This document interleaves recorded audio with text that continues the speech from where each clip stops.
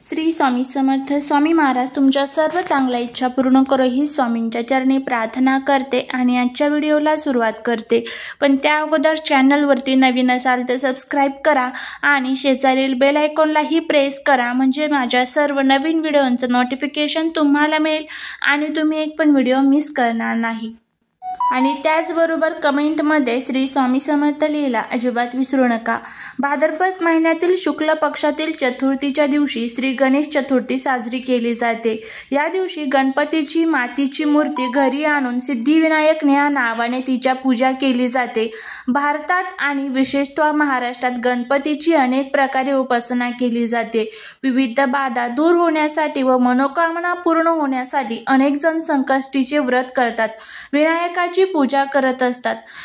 विनायक हे गणेशाचे एक लोकप्रिय नाव आहे. या दिवसात अनेकांना वेळ लागते ते म्हणजे गणपती बाप्पांचे. आपल्या लाडक्या गणेशाचे ढोल ताशांच्या गजरात लाडक्या बाप्पाचे घरोघरी आगमन होते. मोठमोठ्या सार्वजनिक मंडळातील बाप्पा हा अवघ्या काही दिवसातच मंडपात सज्ज सुद्धा होऊन जाणार आहे. सर्वत्र आपल्याला मंगलमय वातावरण पाहायला मिळत आहे. सुखकर्ता दुःखहर्ता असणाऱ्या बुद्धीच्या देवतेचा आशीर्वाद मिळवण्यासाठी भक्तगण श्री गणेशाची पूजा करतात.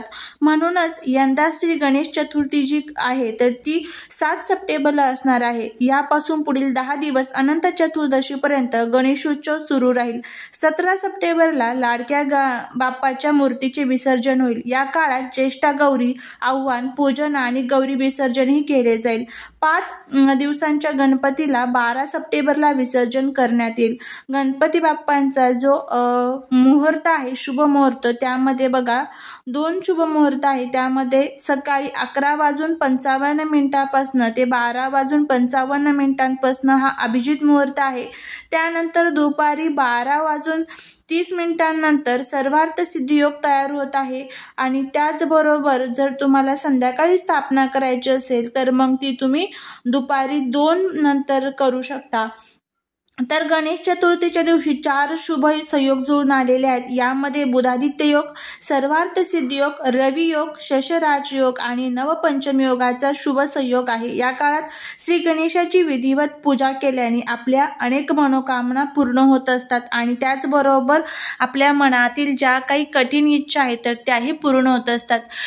तर बघा, गणेश चतुर्थी आहे 7 सप्टेंबरला, म्हणजेच येत्या शनिवारी. अवघे 3 ते 4 दिवसामध्ये गणपती बाप्पांचं आगमन हे प्रत्येक घरामध्ये होणार आहे आणि आपण त्या दिवसाची अगदी आतुरतेने वाट सुद्धा बघत आहोत. आणि सर्वांनाच माहीत आहे की गणपती बाप्पा हे लाडके दैवत आहेत. आपण त्यांना बुद्धीचे देवता आणि त्याचबरोबर विघ्नहर्ता ह्या वेगवेगळ्या नावाने ओळखत असतो. गणपती बाप्पांच्या गणेश चतुर्थीच्या दिवशी आपल्याला एक उपाय करायचा आहे. प्रत्येक आईला आपल्या मुलांची काळजी असते. आपल्या मुलांच्या जीवनातील सर्व रोग, अडचणी, दुःख, संकटे, दारिद्र्य दूर व्हावे यासाठी प्रत्येक आई प्रयत्न करत असते. आणि त्याचबरोबर त्यांची जी काही प्रगती आहे, मग ते अभ्यास म्हणा, व्यापार म्हणा, नोकरी, शेती किंवा जे कोणतं त्यांचं क्षेत्र असेल त्या प्रत्येक क्षेत्रात त्यांची प्रगती व्हावी यासाठीच प्रत्येक आई वडील अनेक प्रयत्न करत असतात. तर त्या प्रयत्नांना आपल्या नशिबाला आपल्या कष्टाची साथ मिळावी यासाठी आपल्याला ह्या हिरव्या मुगाचा एक उपाय करायचा आहे. हिरवे मूग जे आहेत ना तर ते बुध ग्रहाचे कारक आहेत आणि बुध ग्रहाचे स्वामी कोण आहेत तर ते गणपती बाप्पा आहेत. आपल्या जीवनातील जर बुध ग्रह मजबूत असेल तर कधीच कोणतीच अडचण ही आपल्यापर्यंत येत नाही.